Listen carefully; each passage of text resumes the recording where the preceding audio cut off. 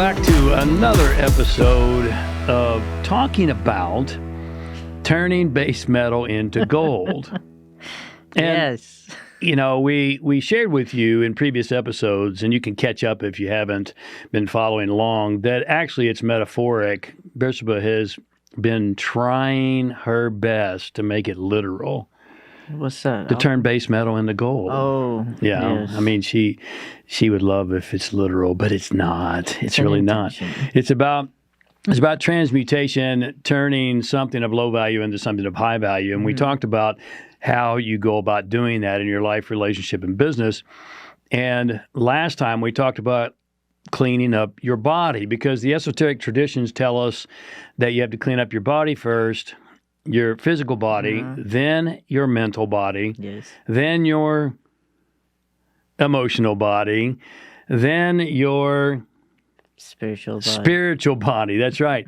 And which one's the toughest, Bersaba, of those? Oh, no. Mental, physical, emotional? I would say emotional. Emotional is definitely the toughest, but that's 3 levels away. So let's stay with physical, because if you have a toxic body, you know, and this is where personal development really gets it wrong. Well-meaning many times, but they get it wrong because it's very hard to change your thinking if you have a toxic body. Yeah. Last time we talked about toxins, and Bersaba really got on a soapbox about that as far as substances, cigarettes, alcohol, marijuana, those type of things. But we want to continue today with diet. And we discussed there's 3 things you have to do to evolve. You have to clean up. You have to grow up. Why are you so tentative? I'm not sure. And you have to wake up. And we discussed cleaning the body of toxins last time and stimulants. Let's talk about diet today. Okay. A really important topic. Now, I want to start off with a disclaimer. We're not medical professionals. We're not dietary professionals. What we're going to share, this is not medical advice. No, it's not. You know, this is the world we live in. And so now we're covered. We're going to share with you. Yeah, if you take my advice, you're on your own. You're on your own, yeah. Do it or don't do it. It's up to you. And what we're going to share with you are our opinions and more importantly, our experience. And quite frankly, it's our experience. We have quite a lot of experience with diet. Yes. I've been a health and fitness advocate for 40 years, and Bersaba has been aggressively pursuing health and fitness for at least 10 years, haven't you? Yeah, about 10. About 10 years.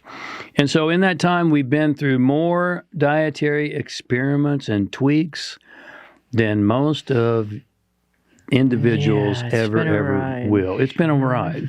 But here's what we've always been open to. We're constantly studying, learning, and improving, and we're never afraid to change our position or our opinion just because we've gone on record with one approach, and we've done that. Yes. You know, some people, and maybe you know them, get stuck in a position. They feel that we feel that any philosophy that doesn't grow and improve with the times is a dead philosophy. So we've been through a lot. For example, we were vegetarian for the better part of 5 years. Just about. Vegan, actually. And we used to say nothing with a face, you know. We weren't one of those vegetarians that say, I'm a vegetarian, but I eat fish. No, a fish is not a vegetable. Or chicken. I'm sorry. I eat chicken. A chicken is not a vegetable.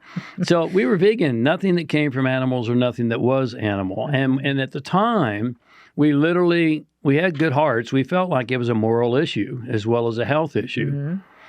Here's what happened. We felt great for how long, Bersaba?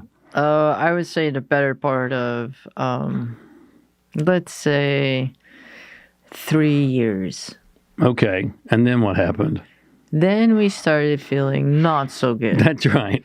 We felt great for, I didn't think it was exactly 3 years, but you're probably right. I think about the 4th year going into the 5th year is when, the 4th year we started feeling. We started feeling a little bit less energetic, lethargic, and then we get we do get our blood work done Right. every 6 months. Mm-hmm. And then our blood work started coming up with numbers that were off and things that were... Your testosterone was down.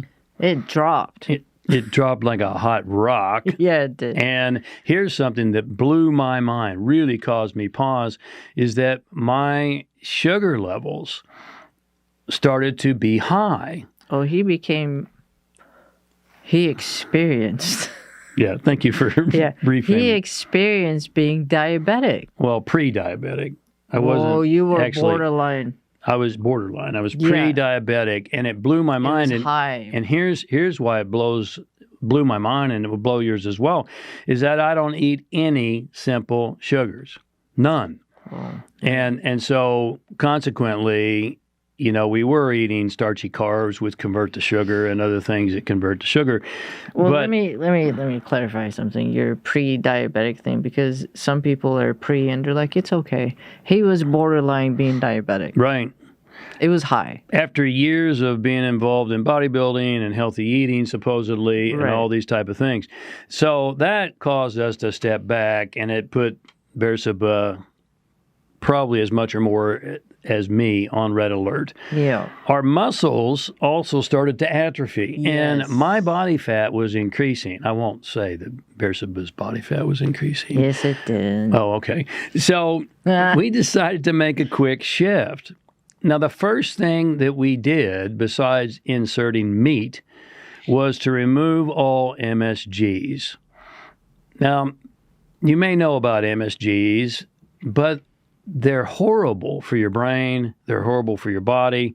And we removed other chemicals. And literally, Bersaba went on a rampage. She went through the cabinets and supplements, any kinds of things that had MSG in it, even if it wasn't even opened yet, she started throwing it out.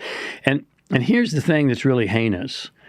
How many ways are there, because she's done a lot of research, how many ways are there that they hide MSG in food? I've seen anything from 70 up to 92 In ways. fact, I think there's more. More comes out as time goes on, too. 70 to 92 ways they hide MSG. They don't say MSG on the label, but they're under different ingredients. They're under different ingredients. And so Bersaba started compiling a list and started going through everything.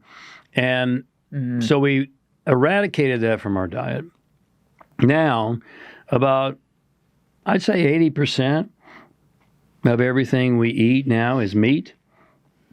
Is that accurate, you think? 80%? And eggs?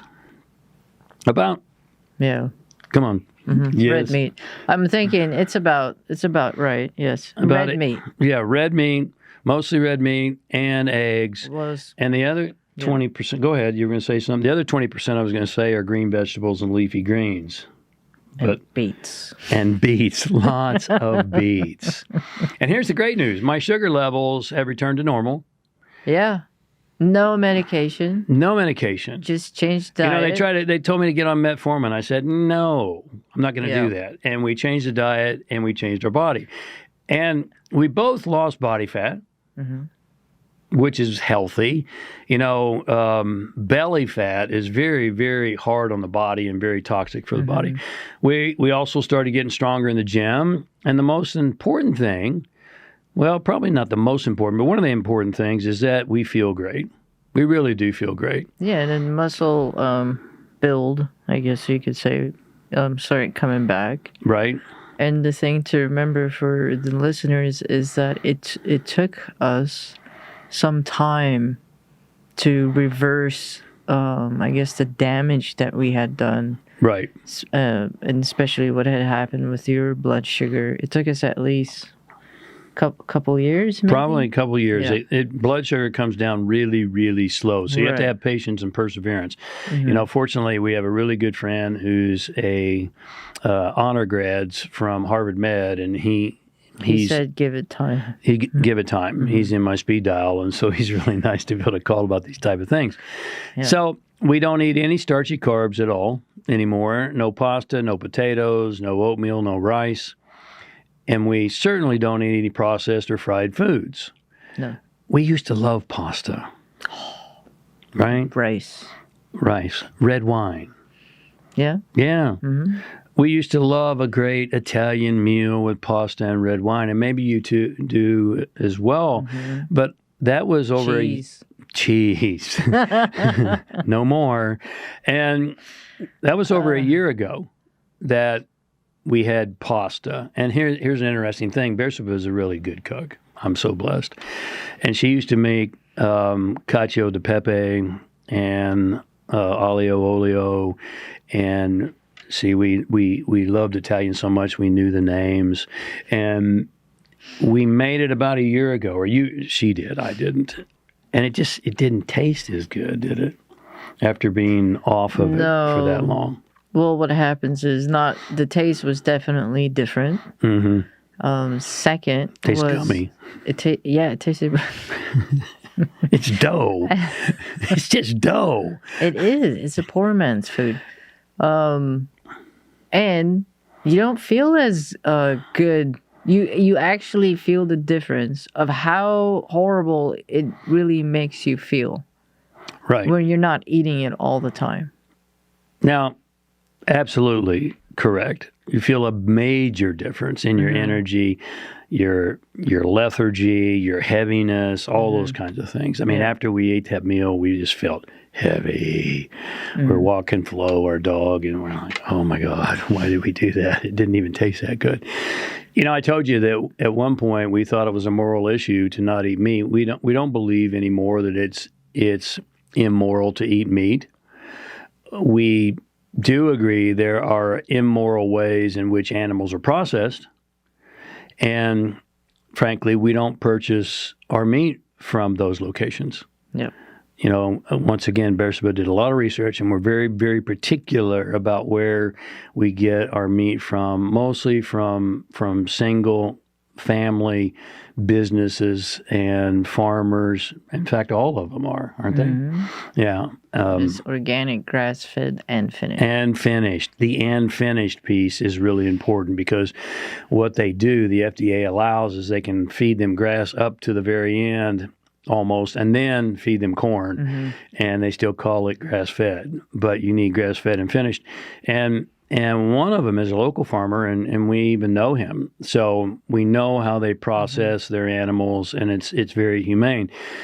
We're very particular about who we buy from. Now, on a final note around this issue, follow the money. Because there's a lot of things going on in the world right now around meat and around what to eat and what not to eat.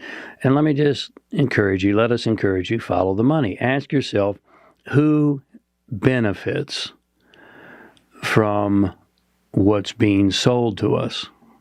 Who owns most of the farmland in the United States? Who owns or is heavily invested in the product Beyond Meat? Who benefits if you buy into that mindset? Just ask yourself those questions. We'll allow you to answer them. They're good questions to ask. And second, around morality, every living being is a part of the food chain, including you, by the way, and me too. We're all part of the food chain. That's a fact. You know, one of these days, you're going to be food for worms. That's just a fact. And so, and for the grass, when your soul exits your body. And so, here's another question to consider. If beef and chicken are so bad, why are the vegetarians trying so hard to make fake imitations? It's an interesting question. Or, why do you have to take a whole bunch of other supplements when you stop eating meat or chicken? Any kind of meat. You have to double up on your supplements. Why is that? You have to take B vitamins because you can't get B vitamins unless you're eating meat. Now, so that's kind of something to consider too. I mean, if you want to be moral to cows and chickens, then maybe you should stop eating all their food. That too. Right? I mean, we're all here for a purpose. Every single entity on this planet is here for a purpose, and we're all part of the food chain. It's very hard, if not impossible, as we stated earlier, to clean up your mind with a toxic body. That's why the mysteries tell us that you have to clean the body first. So hopefully this has given you some things to think about, more importantly to act upon. Thank you so much for being a couple here. of moments of your day. Yes. God bless. We'll continue this topic in our next episode. Okay. Bye. Bye.